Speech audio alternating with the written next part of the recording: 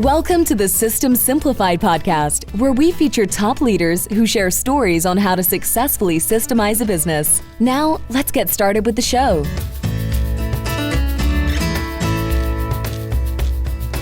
Hello, Adi Klevit here with the System Simplified podcast, where we interview top entrepreneurs, founders, and thought leaders about systematizing a business. And this podcast is being brought to you by Business Success Consulting Group. At Business Success Consulting Group, we create custom processes and tailor-made business systems so businesses can thrive and grow. And today's guest is Gigi Rosenberg. Hi, Gigi. Hi, Adi. So good to have you on the podcast. It's great to be here. Great. And Gigi, you are a coach. You coach people on how to speak, how to do public speaking, basically how to speak in public, how to do presentations, right, etc., yes, which is pretty exciting. It's very, I'm really looking forward to talking and hearing some tips and advice on how to speak. I'm sure I'm going to learn a lot of things from you. And you work with executives, you work with entrepreneurs, you work with anyone that needs or wants to do a presentation, and you coach them through it. And you have a great history of how do you came to this point where you actually coach others in public speaking. And I'd love to hear that first. Sure. My journey to be a public speaking coach was extremely circuitous. But throughout my childhood, lots of filmmaking and drama and dance and art. And it's not that I wasn't good at math or science, but I definitely gravitated toward the performing arts. And when I got to college, I probably would have been a journalism major. They didn't have that. So I majored in anthropology, which for me was perfect because I love people, I love groups, I love culture. And then my beginning life really was in marketing and PR and writing and et cetera. And I also loved making publications, which I did for quite a bit of time. But people started asking me if I could help them with their presentations. So both the writing of them and the presenting of them. In the meantime, I was also continuing to take acting classes. I was still singing in choirs, et cetera. And all of a sudden, I realized, I think there's a name for this. I think it's a public speaking coach. What happened, though, in my late 20s was I met my first public speaking coach. And when I got back to work that day, I shared with a much older male coworker how excited I was that I had just met a public speaking coach because that's what I wanted to be. And he totally poo-pooed the idea of me being a public speaking coach. Oh, he just had a litany of things that made it not a good idea. Really, none of them had to do with me. He said, it's competitive. Oh, this, oh, that. I can't even really remember the details. So I ended up letting that go. But then years later, found it again. Not too many years later, but more than 10, actually. And then I realized, I'm a public speaking coach. I tried this once and now I'm back again. So that's how it all came to be. And both from the point of view of the writing, the content, but also on the delivery, how the message is put out into the world. Fabulous. So let's jump on just to it. Let's get to it in terms of what is a public speaking coach. It's a broad area. I know you probably, if you hear public speaking coach, you think, okay, you coach people on how to give the presentation. But what are the specifics? Like, how do you go about it? It all starts with me asking a series of questions, because sometimes somebody will come to me and think the content is like all set, for example. But I'll ask them things like, who's the audience? And what's the one takeaway message for the audience? And I also ask them, what's your personal goal besides surviving the experience? Is there anything else you want to get out of it? So I take them through a series of questions. And it's also mundane stuff like, how long is it? where is it going to be? Is this going to be, what's like the scenario of this presentation, even getting down to time of day, before lunch, after lunch, before dinner, early morning, et cetera, because all those things come into play in you deciding really what you're going to talk about and then how you're going to talk about it.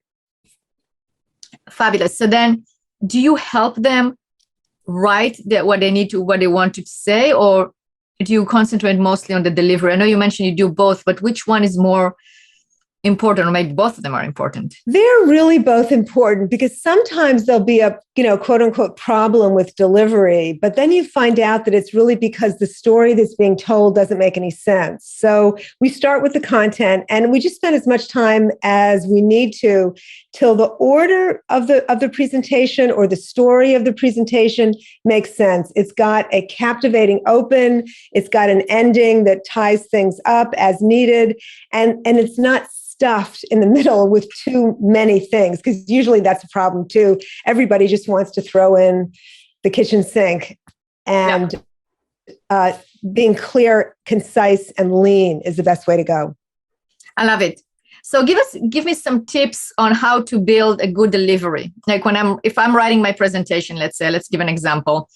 And let's take this podcast. The reason, like you asked the why, like what is the why of this? So this particular episode, my why is to share with my listeners how to be good public speakers. So at least get some tips on how to speak in public.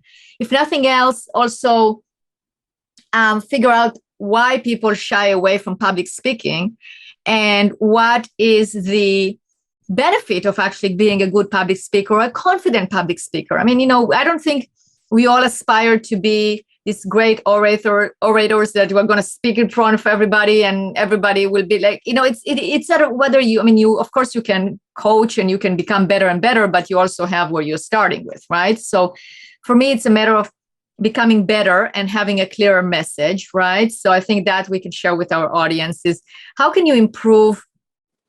What is the process that what are key components of the process that you need to have in place in order to have a good presentation? So that's what I would like to get out of this podcast, as well as introducing you. And I always love talking to you.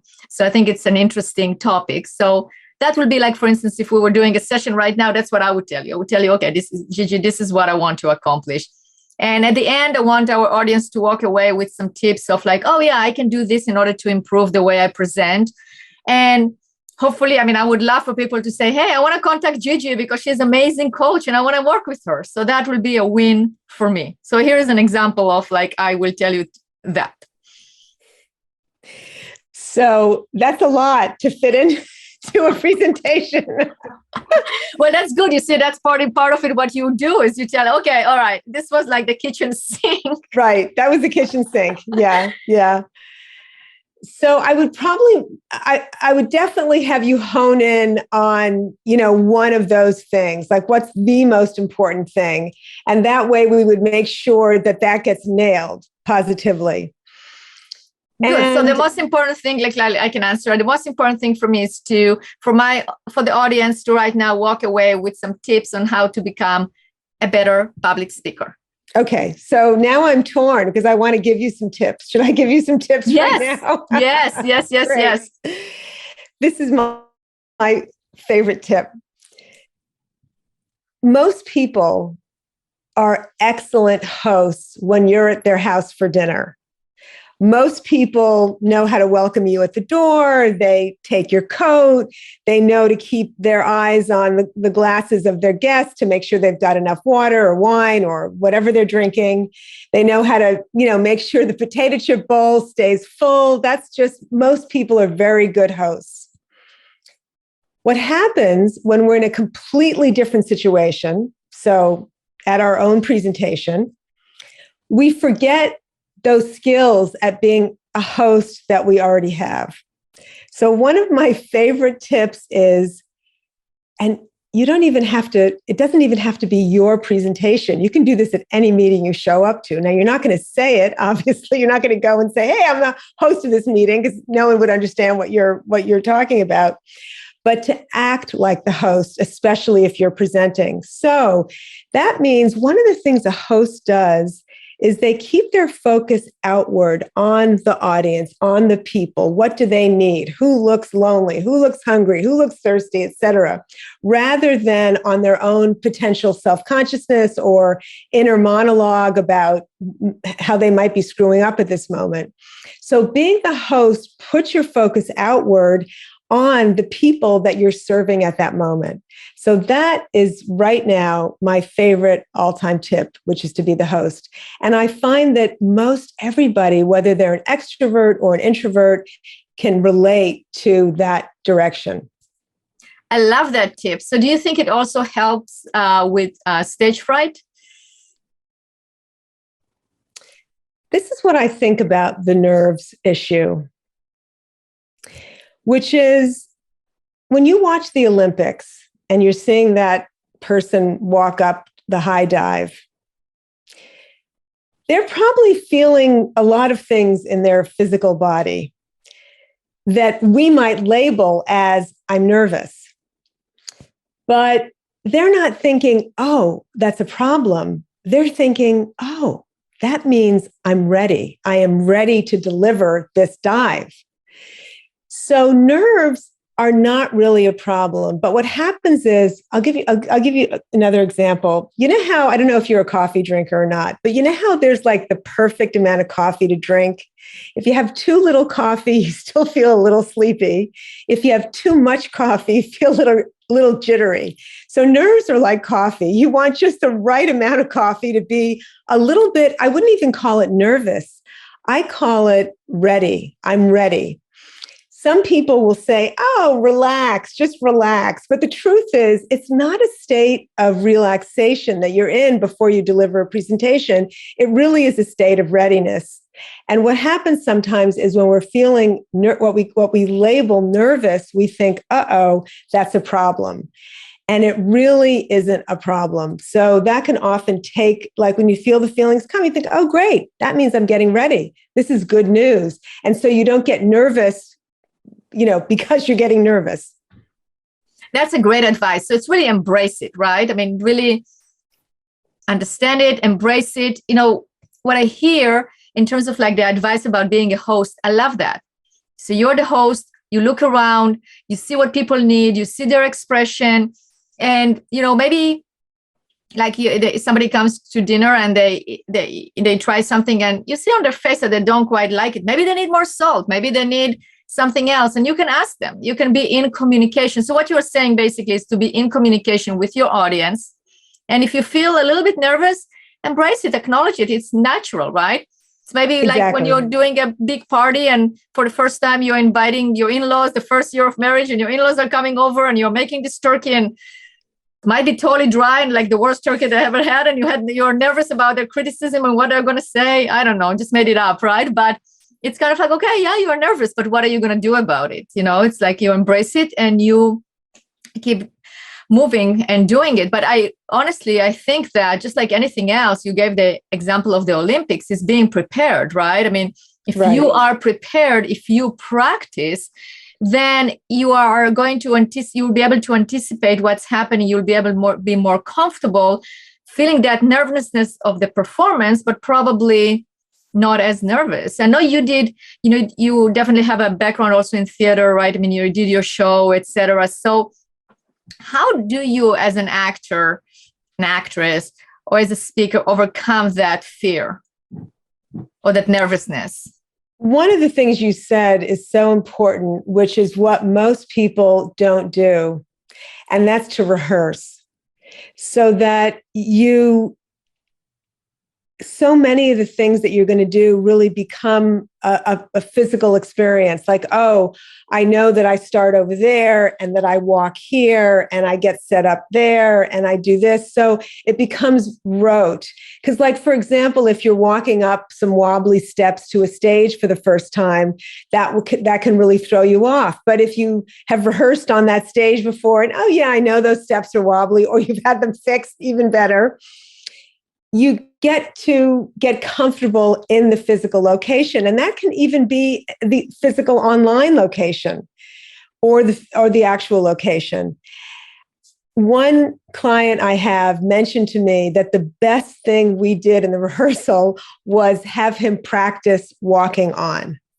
That was the best thing because he got to feel what it's like to stand backstage and feel the nervousness, hear his name, because in the rehearsal, I introduced him, I called him out. He walked out and he said that was the best because then when I was standing backstage, I was like, oh yeah, I rehearsed this. I know what to do. I know where to go. So rehearsal can make a huge, huge difference. The other thing, after you've rehearsed with me, some people say, oh my God, and then the real thing was so much easier because I'd already been through the dress rehearsal. Right. So rehearsal is key. So it's rehearsal, practice, treat everybody like a host, embrace your nervousness. It's natural. But again, it's kind of like you'll be able to decrease it by actually rehearsing or practicing. And then in terms of the delivery itself, what are some of the tips that you give your clients in terms of how to deliver their speech or their presentation? One thing most people don't do enough is to know how to use pauses. Because pauses help us have a moment to take in what was just being said. When someone is nervous, they can tend to just be like a runaway train. It's just like a wall of words. All the content is just coming nonstop. And that can be very, very hard from the audience's point of view to take it in.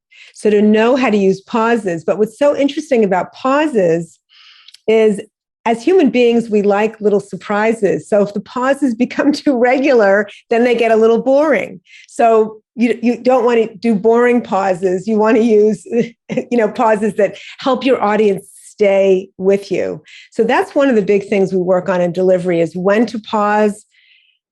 You can create drama with pauses. You can help people take things in with pauses, but you need to know where to put them. Interesting. I never thought about that. That's a great advice. Absolutely. So, we just came through the pandemic. I mean, it's like depends on when our listeners are listening to this, but we've been through almost 2 years of a lot of online meetings, and now we're going back in person.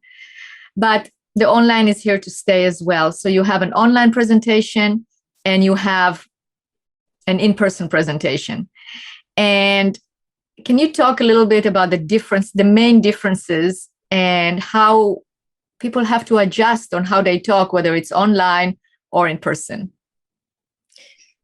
One of the main differences between online versus in person is how you deal with physical space.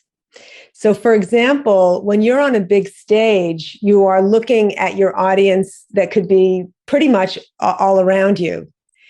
When you're online, you're really talking to one person who's sitting at their desk by themselves. So it's much more of a one-on-one, even though it may be 1 on 100 or 1 on 500 or 1 on 5,000, it's still really one-to-one. And you've got less space, still space to work with, but less space.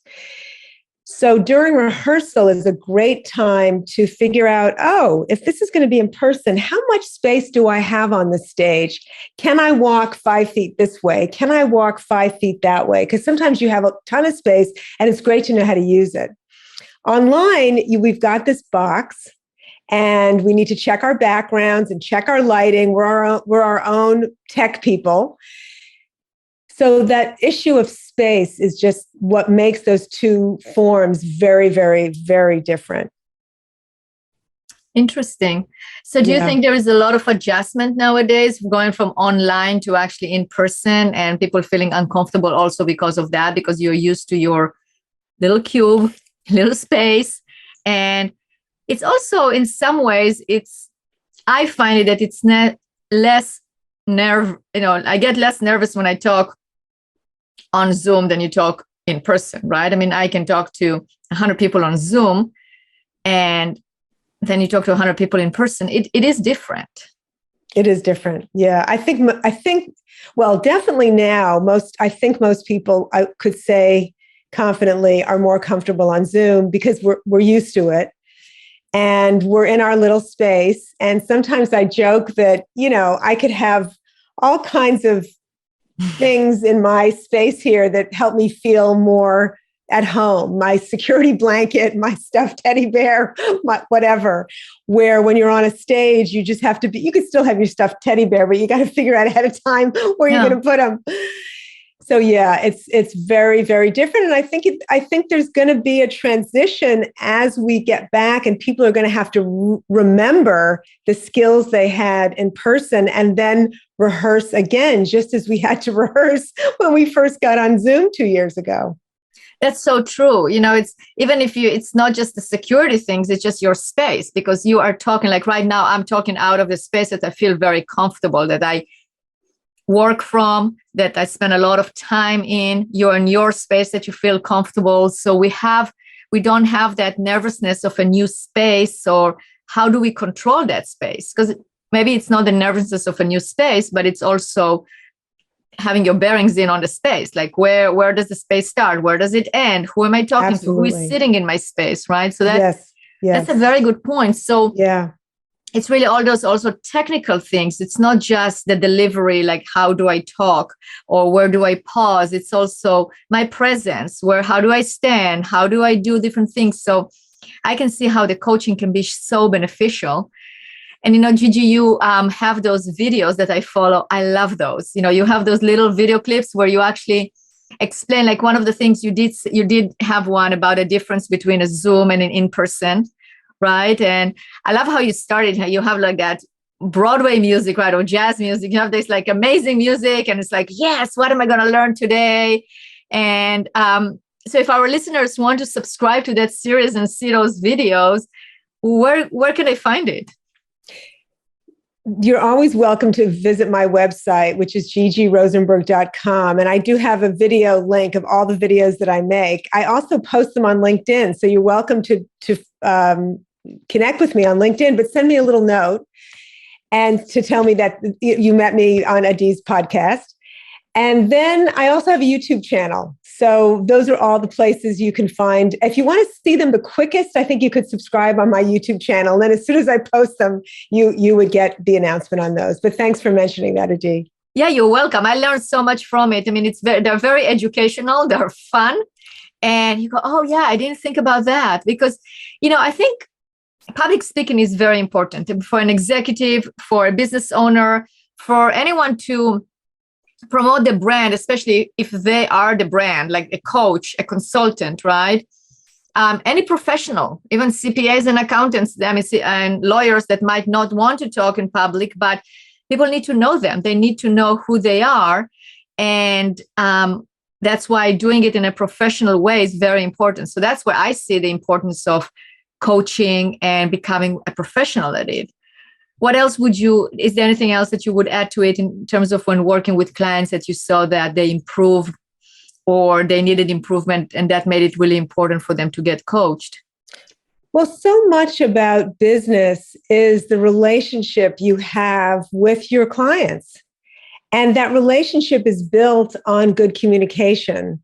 And good communication, part of that, it encompasses so many things, but it's really what your message is and then how you deliver that message. So I just think it's the key. It's really the key to everything. I mean, it's so much in life is about relationships, but especially about succeeding in business. I agree. Do you help people also with their presentation itself? Like, let's say they need a slideshow or PowerPoint. Would you consult them also on that? Often visuals or slides are part of, not all, but most people's presentations. And so we do look at those. And, I see the same things over and over again. People relying too heavily on the slides. I mean, nobody is coming to the presentation to see your slides. Maybe a couple, but not most people. So important to have the slides support your message rather than the other way around. You don't work for the slides. The slides work for you.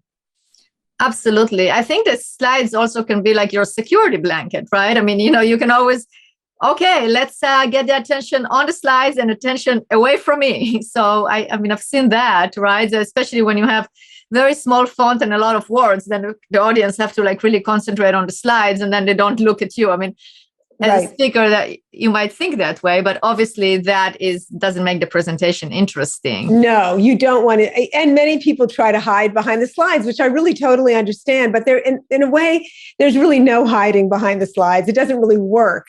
So it's better to get in a place where you've rehearsed and worked on the message so you're confident enough to stand there and have the slides be supporting the message that you're already giving. Yeah. So what will be your rule of thumb in terms of like how many slides to whatever the length of the presentation is? So let's say we have half an hour presentation. What would you say? Yeah. So the one big key with slides is just one idea per slide. So let's have, if there's going to be another idea we're adding, let's have it be a second slide. Because what happens is if you've got so much on one slide and you're talking, my eyes are scanning the slide to see, where is she? And you've lost me then because I'm spending my time looking. So better to just have more slides than less slides. And if somebody really wants a number, I say really it's a minimum of about one slide every minute or more. And you could do, and if you really insist on having text slides, at least build them because you don't want your audience can read faster than you can talk through your presentation. So if you put up even 3 or 5, or God forbid, 10 bullet points, as an audience member, I am reading. And you might be talking about bullet number 2, and I'm already racing through number 8 at the bottom. And so I'm not with you.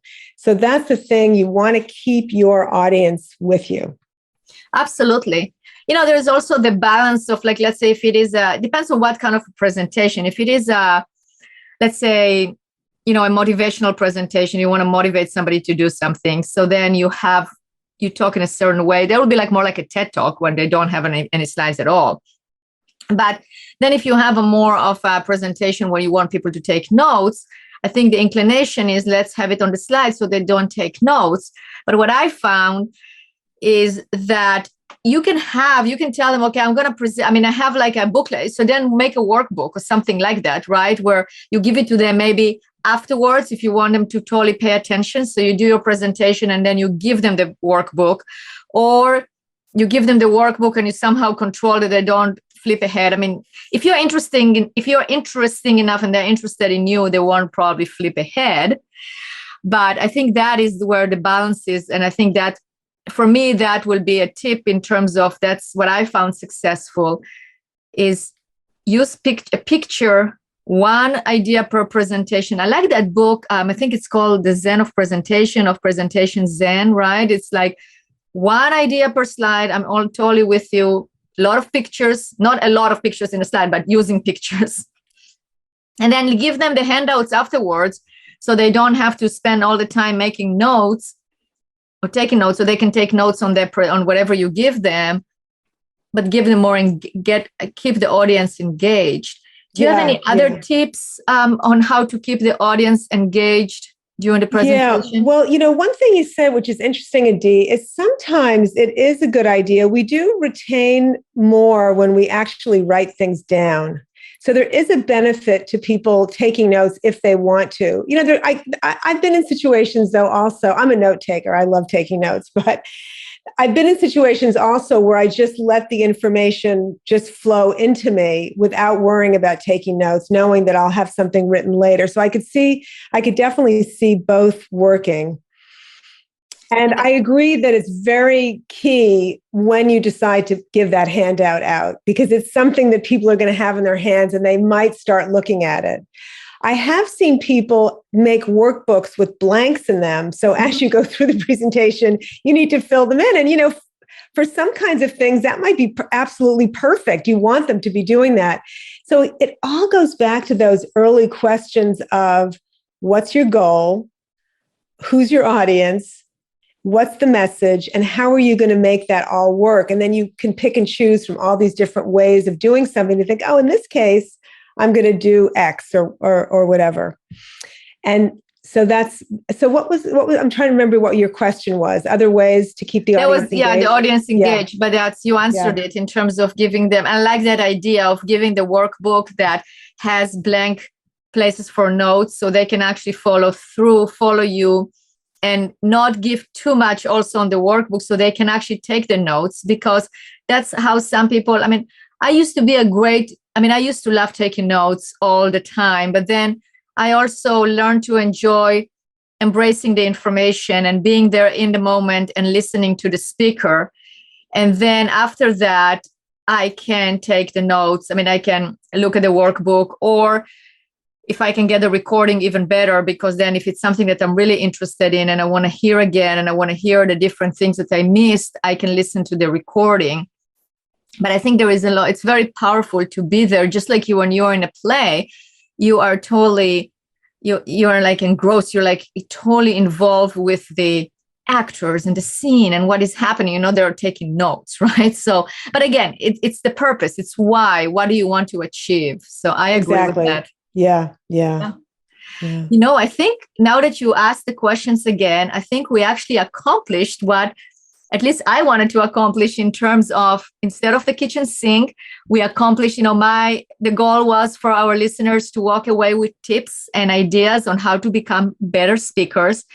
And I think we covered it in terms of the great tip you gave about being a host, about embrace your nervousness, or understand it's natural. It's okay. You are being prepared, but practice, and rehearse, so you're not surprised and you control that nervousness.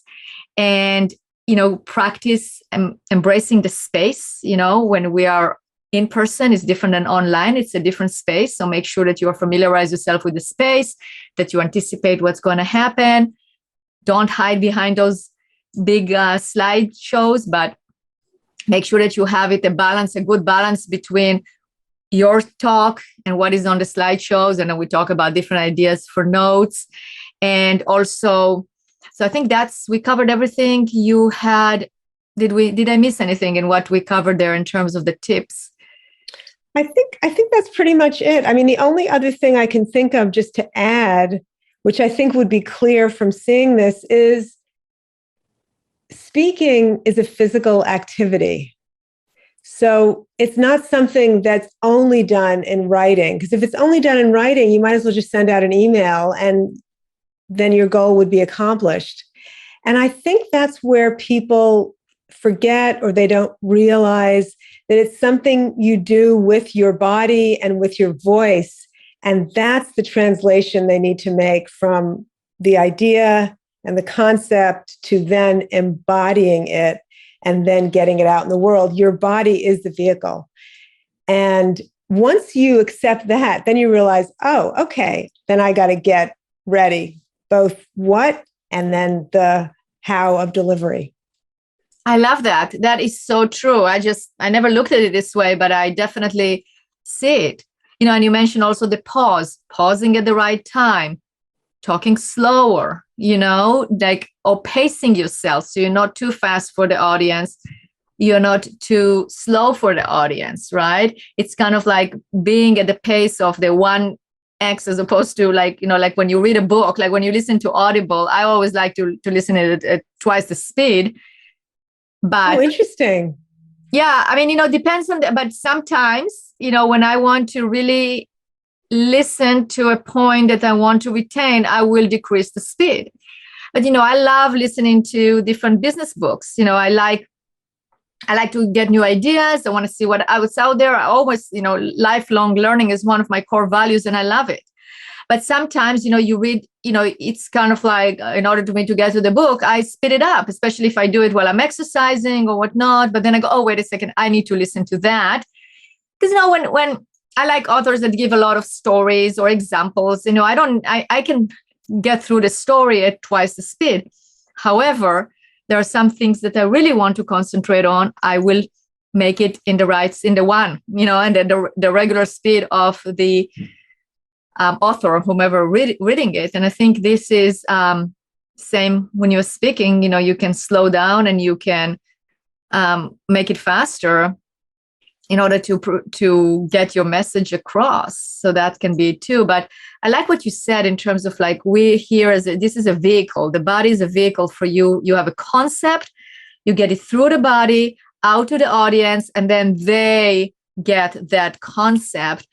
and they make it their own, and they now can process it, and they can then they retain the information. So exactly. That's great. Gigi, it's been a pleasure having you on this podcast. Yes, it has. I learned so much, and I'm sure our listeners as well. And again, I really encourage our listeners to go to your website, which is gigirosenberg.com. Mm-hmm. And look at your videos, if nothing, and contact you, of course, because you can coach them. You do one-on-one coaching, right? Mainly? I do one-on-one coaching, and I also do company-wide trainings. And those could be in the form of large workshops or small group trainings. So for example, if a company knows that nobody at the company is introducing themselves and explaining what the company does so that it sounds like they all work at the same place, we'll do an elevator speech workshop, for example. So, or I'll do a refresh at a company where I've already worked before. I'll come back on a schedule so that everyone's skills, because as you can see, this is a lot to keep track of. So everyone's skills keep being honed and fine-tuned. And, this is one of the things I love about this is you're never done as a speaker, because you get one thing down and then you go to the next level, and then you want to do a bigger, you want to deliver something on a bigger stage, and then there's a bigger stage, and then there's a bigger stage. So it's like the journey and the learning never ends. Wow, that's incredible.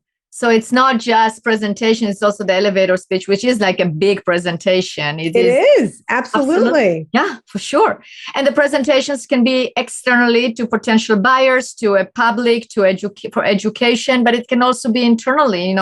We have to sell our boss, or we have to sell the board, or we have to sell whomever on a new idea, on a new concept. You have to sell your boss on how to give you a raise. I know when I started my career, right?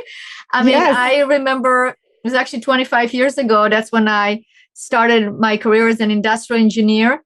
And I had to talk to my boss about an issue in terms of time off or whatever it was. And I was terrified, but I made it through. I was able to present. But if I had coaching, and if I had command of the space and command as a host of the entire environment, I would feel like I can actually be there and communicate freely, and not having all those, like you said, looking at myself as opposed to looking at the environment.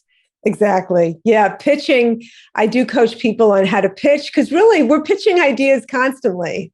Whether it's, I need the keys tonight to the car, and I'm sorry, I need it more than you do, to something, selling your ideas at work or to the client as well. Absolutely. That's the concept of sell or be sold. That's life, right? You're selling, you're being Yes. sold. It's kind of like, that's what it is. But I just started thinking about all these different applications of this. A salesperson can use coaching in terms of presenting it correctly to the audience, right? So right. Definitely a lot of many applications. And I'm so happy that you share those tips with us. And thank you very much. It was great. You're welcome. Bye for now. Bye-bye.